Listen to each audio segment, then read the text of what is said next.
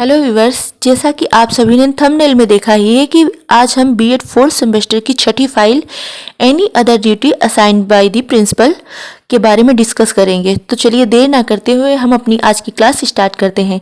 इस फाइल के अंतर्गत सबसे पहले हम प्रधानाचार्य का अर्थ एवं परिभाषा लिखेंगे, फिर प्रधानाचार्य के प्रमुख कार्यों के बारे में बात करेंगे, फिर प्रधानाचार्य द्वारा दिया गया अतिरिक्त कार्य जैसे उपस्थित लेखा तैयार करना, पीटी करवाना, वृक्षारोपण करवाना, खेल प्रतियोगिता, विद्यालय में मीटिंग आदि बिंदुओं को देखेंगे। तो सबसे पहले हम प्रधानाचार्य का अर्थ जानेंगे। प्रधानाचार्य शब्द दो शब्दों से मिलकर बना है, प्रधान प्लस आचार्य। प्रधान का अर्थ होता है प्रमुख और आचार्य का मतलब होता है टीचर, अर्थात विद्यालय का प्रमुख टीचर, जिसका अर्थ होता है स्कूल या विद्यालय में सबसे बड़ा, जो सभी को सही व्यवहार के लिए प्रेरित करे। इसे अंग्रेजी में प्रिंसिपल कहा जाता है। प्रधानाचार्य की परिभाषा पीसी रैन के अनुसार घड़ी में जो स्थान बड़े स्प्रिंग का होता है, मशीन में जो स्थान फ्लाई व्हील का होता है अथवा जहाज में जो स्थान इंजन का होता है, वही स्थान विद्यालय में प्रधानाध्यापक का होता है। राय बर्न के अनुसार प्रधानाध्यापक विद्यालय में सामंजस्य स्थापित करने वाले वह व्यक्ति हैं जो विद्यालय में संतुलन रखते हैं और विद्यालय के विकास को स्थायी बनाते हैं। डॉक्टर जसवंत के अनुसार प्रधानाध्यापक ही विद्यालय के समस्त शैक्षिक प्रक्रिया का केंद्र बिंदु होता है। प्रभावशाली नेता के रूप में उसकी योग्यता पर ही स्कूल पद्धति की सफलता निर्भर करती है। प्रधानाचार्य के प्रमुख कार्य। प्रधानाचार्य के प्रमुख दो कार्य हैं, प्रशासन करना और पर्यवेक्षण करना। प्रशासन अर्थात स्कूल का प्रबंधन देखना और पर्यवेक्षण करना स्कूल की विभिन्न गतियों का निरीक्षण करना कि स्कूल का कार्य सुचारू रूप से चल रहा है या नहीं। विद्यालय को प्रशासन और प्रबंधन की सभी क्रियाओं जैसे पाठ्यक्रम, सहायक क्रियाएं व सहायक सामग्रियां, विधियों, प्रविधियों आदि की व्यवस्था करनी है। किसी भी विद्यालय की कार्य कुशलता, गुणवत्ता, वातावरण प्रधानाचार्य के व्यक्तित्व और कौशल पर निर्भर करता है। और इसके बाद हम देखेंगे कि इंटर्नशिप के दौरान हमें अपने विद्यालय के प्रधानाचार्य द्वारा कौन सा अतिरिक्त कार्य दिया गया, उसके बारे में हम अपनी फाइल में लिखेंगे। यह हर विद्यालय के अनुसार अलग अलग होगा। जहां आपको जो कार्य दिया जाता है, जहां आप इंटर्नशिप के लिए जाते हो, वहां के प्रिंसिपल आपको जो कार्य देते हैं उसके बारे में आप अपनी फाइल में लिखेंगे। मुझे जो मेरे विद्यालय के प्रधानाचार्य द्वारा दिया गया कार्य था उसके बारे में हम फाइल में लिख रहे हैं। प्रधानाचार्य द्वारा दिया गया अतिरिक्त कार्य उपस्थित लेखा तैयार करना। विद्यालय में कक्षा 7 के छात्रों की उपस्थिति का रजिस्टर बनाने को प्रधानाचार्य जी द्वारा दिया गया। इससे विद्यालय में व कक्षा में छात्रों की उपस्थिति का पता चलता है तथा छात्रों की सही उपस्थिति के आकलन में मदद मिलती है। पीटी करवाना। प्रधानाचार्य जी द्वारा सप्ताह में 2 दिन शुक्रवार व शनिवार को पीटी कराने की जिम्मेदारी प्रदान की गई।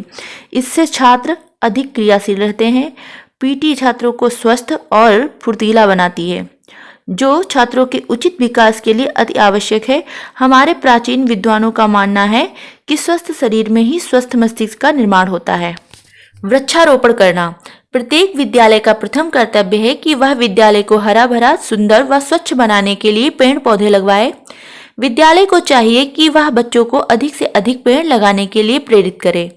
बच्चों को वृक्षारोपण के बारे में बताने के लिए समय समय पर विभिन्न जागरूकता अभियान, रैली व गोष्ठियों का आयोजन किया जाए। हमारे विद्यालय में मार्च महीने के प्रथम सप्ताह में गोष्ठी का आयोजन किया गया, जहां वृक्षारोपण के विषय पर बात की गई और बच्चों को वृक्षारोपण करने के लिए प्रेरित किया गया। खेल प्रतियोगिता। हमारे विद्यालय में 26 जनवरी गणतंत्र दिवस के अवसर पर विभिन्न प्रकार की खेल प्रतियोगिताओं का आयोजन किया गया, जिसमें दौड़ प्रतियोगिता, ऊंची कूद, लंबी कूद, गीत गायन प्रतियोगिता का आयोजन किया गया। खेल प्रतियोगिताओं से बच्चों में आत्मविश्वास उत्पन्न होता है। खेल से बच्चे सक्रिय रहते हैं। इन प्रतियोगिताओं के दौरान प्रधानाचार्य जी ने अनुशासन बनाए रखने का कार्य सौंपा। विद्यालय में मीटिंग। प्रत्येक विद्यालय में मीटिंग करवाई जाती है, जहां कुछ मुद्दों पर विचार किया जाता है। ये मीटिंग 2 प्रकार की होती है, अध्यापक मीटिंग और अध्यापक और अभिभावक मीटिंग।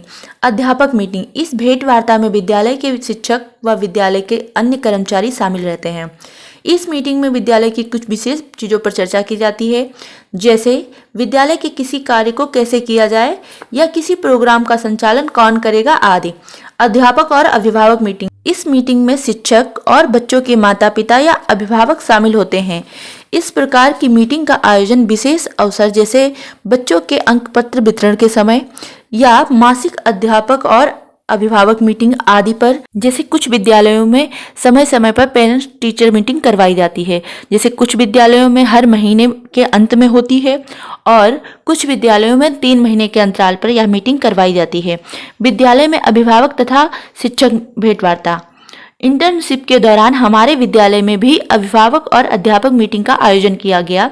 इस प्रकार की मीटिंग का आयोजन माह के अंतिम सप्ताह के अंत के दूसरे दिन, अर्थात अंत से जो दूसरा दिन था, यानी कि 29 तारीख को करवाई गई, जहां बच्चों के अभिभावक से बच्चों की प्रगति, बच्चों की कठिनाइयों, चुनौतियों आदि पर विचार विमर्श किया गया। मीटिंग में मेरी सहभागिता। इंटर्नशिप के दौरान मैं भी छात्रों के माता पिता व अभिभावक से मिली और हमें छात्र के बारे में कुछ नए तथ्य, नई जानकारियां प्राप्त हुई। मीटिंग में मैंने अध्यापकों की आवश्यकता अनुसार और संभव मदद की। इस मीटिंग से मुझे कई नए अनुभव प्राप्त हुए। अनुशासन। अनुशासन का अर्थ है जीवन में अनुशासन का बहुत ही महत्वपूर्ण स्थान है।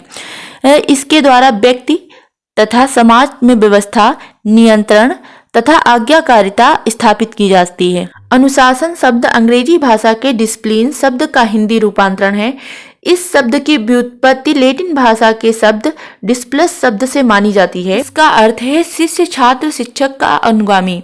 इस प्रकार शिक्षक अनुगमन करना अर्थात शिक्षक की आज्ञा का पालन करना ही अनुशासन है। अपनी भावनाओं और शक्तियों को नियंत्रण के अधीन करना, जो अव्यवस्था को व्यवस्था प्रदान करना है। अनुशासन की परिभाषाएं। एच. मार्टिन के अनुसार अनुशासन का अर्थ है व्यवहार के कुछ निश्चित नियमों का पालन करना या सीखना। अनुशासन का अनिवार्य गुण आज्ञाकारिता है, अर्थात नियमों एवं अधिकारियों के प्रति आज्ञाकारिता होनी चाहिए। डी.वी. के अनुसार अनुशासन का अर्थ व्यवस्था की शक्ति और कार्य करने के लिए उपलब्ध साधनों पर नियंत्रण की क्षमता है। बोर्ड ऑफ एजुकेशन के अनुसार अनुशासन वह साधन है जिसके द्वारा बच्चों की व्यवस्था, उत्तम आचरण और उत्तम निहित सर्वोत्तम गुणों की आदत को प्राप्त करने के लिए प्रशिक्षित किया जाता है। अनुशासन एक महत्वपूर्ण साधन है। इससे आचरण तथा गुणों का विकास होता है। अनुशासन के प्रकार। अनुशासन के प्रमुख 4 प्रकार हैं: प्राकृतिक अनुशासन, व्यक्तिक अनुशासन, आधिकारिक अनुशासन, सामाजिक अनुशासन। प्राकृतिक अनुशासन। प्राकृतिक अनुशासन के अंतर्गत बच्चों पर किसी भी प्रकार का बाहरी दबाव अथवा नियंत्रण को लागू नहीं किया जाता। इस प्रकार के नियंत्रण के प्रमुख समर्थक रूसो, स्पेंसर थे। इन शिक्षा दार्शनिकों के मतानुसार बच्चों को अपने आप में स्वतंत्र रहने देना चाहिए। बालकों को स्वयं अपनी आंतरिक प्रेरणा से कार्य करना चाहिए। जब वह स्वयं अपने विवेक से कार्य करेगा तो उन्हें विभिन्न प्रकार के अनुभव प्राप्त होंगे तथा इन्हीं अनुभवों से उनमें अनुशासन का विकास होगा। इस प्रकार स्वतः विकसित किए गए अनुशासन से जीवन व्यतीत करने का वास्तविक महत्व समझ में आ जाएगा। आधिकारिक अनुशासन। आधिकारिक अनुशासन में बच्चों को किसी भी प्रकार की कोई स्वतंत्रता नहीं दी जाती है। बच्चों को हर प्रकार से अपने बड़ों के नियंत्रण तथा अधिकार में रहना होता है। बच्चों को अपनी इच्छा से सामान्य रूप से कोई कार्य करने की छूट नहीं होती। इस प्रकार के अनुशासन में बड़ों के आदर्शों एवं निर्देशों को सर्वाधिक महत्व दिया जाता है। इस प्रकार स्पष्ट होता है कि आधिकारिक अनुशासन बाहर से थोपा जाता है। व्यक्तिक अनुशासन। इस प्रकार का नियंत्रण बालकों के लिए नहीं बल्कि परिपक्व व्यक्तियों के लिए होता है। जब व्यक्ति में समुचित विवेक का विकास हो जाता है तब उसे स्वयं ही मालूम हो जाता है कि क्या उचित है और क्या अनुचित है, क्या नियमित है और क्या अनियमित है। वह स्वयं ही उचित तथा नियमित का चुनाव करता है। इस नियंत्रण में किसी प्रकार का बाहरी दबाव नियंत्रण नहीं थोपा जाता, इसलिए इसे आत्म अनुशासन या आत्म नियंत्रण कहते हैं। इस प्रकार के अनुशासन में व्यक्ति की अपनी संकल्प शक्ति विशेष रूप से सहायक होती है। सामाजिक अनुशासन। अनुशासन का एक अन्य स्वरूप सामाजिक अनुशासन है। इस अनुशासन का निर्धारण सामाजिक मान्यताओं द्वारा होता है। प्रत्येक समाज का यह नियम है कि सामाजिक मान्यताओं के अनुसार कार्य करने पर समाज व्यक्ति की प्रशंसा करता है और सामाजिक मान्यता के विपरीत कार्य करने पर निंदा की जाती है। इसी प्रशंसा तथा निंदा के माध्यम से सामाजिक अनुशासन लागू किया जाता है। सामान्य रूप से सामाजिक अनुशासन लागू किया जाता है। सामान्य रूप से प्रत्येक व्यक्ति सामाजिक निंदा से बचना चाहता है।